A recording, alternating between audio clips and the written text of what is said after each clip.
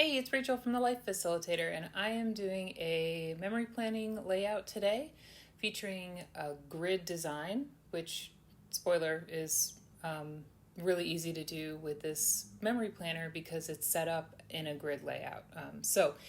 Here I am showing how I have trimmed down several of the papers that came in the Cocoa Daisy Acorn Lane memory keeping kits to be the size of the boxes in the big Happy Planner. I'm showing a little look at the stickers from the memory keeping sticker kit, and then I'm also going to use some of these stamps, that's what they're called, stamps from the Acorn Lane memory keeping kits as well. I have already stamped Thankful For on that little card. And then I'm going to use the mug life up next to the photo of me holding a giant cup of coffee. So that'll be later. I did pull a couple of the washi. Some are from the Acorn Lane kit, and then some are from October's Flannel and Frost kit. I love how these two kits paired really nicely together. And I also discovered, this is just a side note, I also discovered that the Acorn Lane kit looks really nice with last year's book club kit from September. So I have been adding some things from that.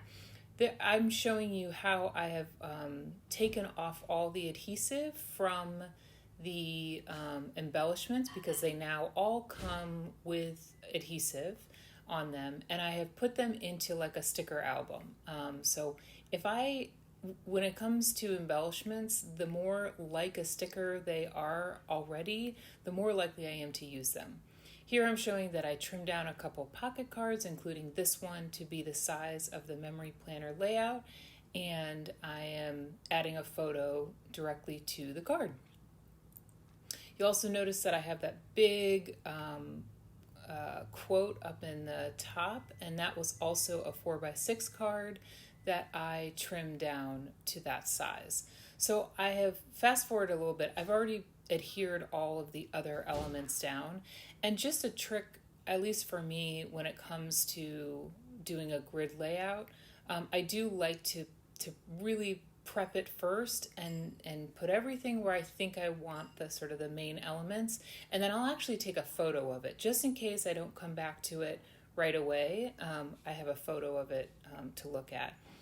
I'm going to add this tab up to the pocket card because underneath the card it had a little bit of writing, and so the tab was perfect because it covered that writing. And then previously you saw me show the little pocket that I made with the vellum, and really all I did was fold 3 sides of it and then add adhesive to it. It was pretty easy to do, and it's a great way to use vellum because you can still see what's under it, but it's a little bit private. So I'm adding a bunch of the embellishments around the page, and I'm trying to, I picked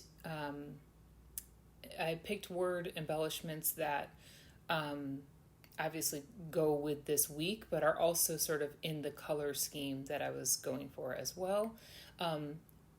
You'll notice that this week is in September, so this is not a November spread. But again, what I love about Cocoa Daisy's kits is that there are often ways to pull the more neutral elements of a kit and add it to really any month. So I could have used these colors in March. It wouldn't have mattered. So luckily I had actually a few weeks in September that didn't get documented, and so this was a perfect week to use this kit and build the spread. I'm going to stamp the mug life on that top box, and I'm actually using ink from the June kits that we received, and that the color went really well with this month. I don't have a good brown, and we did receive a brown in the kits this month, I believe from the Traveler's Notebook kit. However, it it acts more like a dye ink than a pigment ink, and so it is pretty juicy. I will use it later in the video, but I will use it on an embellishment, not directly onto the paper. I have changed my mind and have decided I want to put that element, the homemade, I will actually cut it down and put it somewhere else. Good, but I really wanted to use the Bon Appetit, and so I pulled it up and put it elsewhere. And this is the one downside about having pulled off all the adhesive on these die cuts, is that if I change my mind, I risk, a slight disaster, but no harm done to the photos or the paper. So it worked out okay. Now I'm going through the memory keeping stickers to see if there's anything I can pull from here. I added, I think it says, "Hey you," with the photo of Lolcat on top of my craft desk. I swear, she either is like behind me scratching the walls, or she's like trying to get up on the desk. So up on the desk is better than scratching the walls. I'm going to embellish the little pocket with just a little bit of washi, and then a word or a word strip, and then also put the date. So this was the only element the only like memory on the page that for me felt date specific, and so I did want to keep it all on the Friday column and then also date it as well. Adding the sticker that says "This makes me happy," because oh my gosh, it was so fun. So Christine Bryant, who's also on the planner and memory keeping team for Cocoa Daisy, we did a flip through of her planner on Instagram. I'll leave a link below to it. And we just had a blast, and it was so fun getting to look through her planners. And she is quite creative and very inspiring. So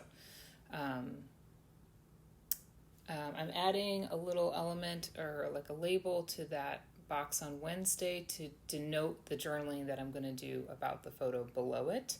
And then I'm pulling these, I think they're tags or tickets, or I'm not really sure like what they're supposed to be, but I've been trying to use them more on my planner pages because they're cute. I just don't always know exactly how to use them. So for this spread, I ripped them apart and then added them to two different places.